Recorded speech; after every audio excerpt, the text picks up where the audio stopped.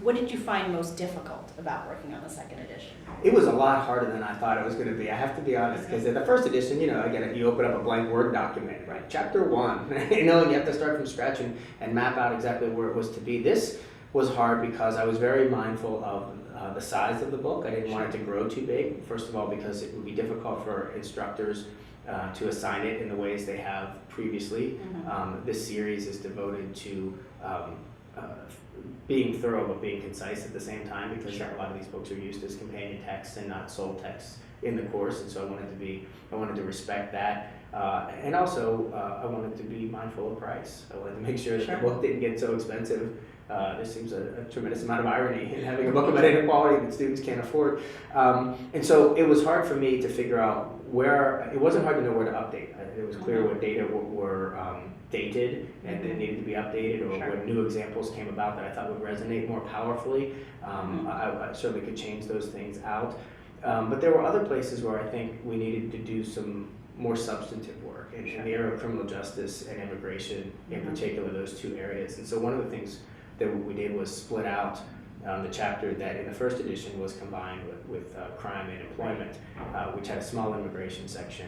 We now have a standalone chapter on criminal justice. Michael Brown was killed just months after the first edition was published, and Black Lives Matter was launched shortly thereafter. And so there was much more to talk about, much more public attention being paid to police brutality and accusations of implicit bias on the part of police officers that really needed the attention of a full chapter. And so we expanded that out to a full chapter, spent a little more time on immigration on the chapter about employment, but at the same time, again, adding a chapter, you worry about the book getting too big, so finding places to cut that wasn't going to undermine what was successful in the first edition was challenging. It's probably most challenging for every author I would imagine I've worked with. And I would probably say that the addition of the new criminal justice chapter is one of my favorite things about the new edition. Do you have a favorite?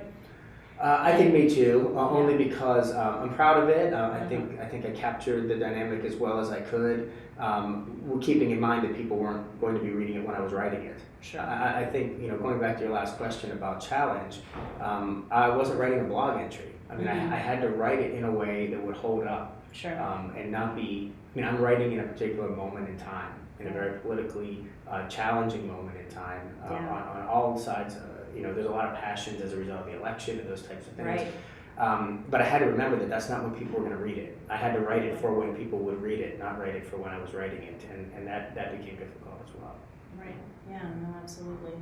It's always a challenge when writing a textbook to, or a book used for college courses, to sort of keep it broad and appealing enough and useful enough for a classroom at any point in time. That's right. But since you bring up, the current point, that's right, post 2016 election. Literally writing this edition as it's unfolding. Right. There was a moment where I was putting finishing touches on a chapter as the inauguration was on the television behind me. I mean, it was a really powerful significance. I bet. And even as your editor working on it, reading the chapters as this was all unfolding, it was challenging at times, but also very interesting and powerful, I think, to have your book help me work out some of what I was feeling about the election. I'm glad, and I hope that translates to students too. I'm sure it will. Other folks who read it. I'll tell you that one of the things that I was proudest of in the first edition that many people commented on is that I didn't ignore rural poverty or white poverty.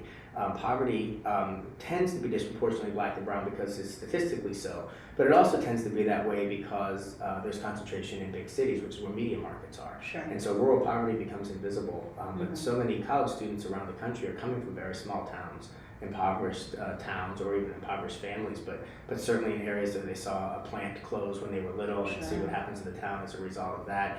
And as we know that a lot of President Trump's attention had been focused on those types of areas, and that because of the way the Electoral College is structured, his strength in the states that had big rural areas were able to help capture the presidency, even as he lost the popular vote by 2.8 million.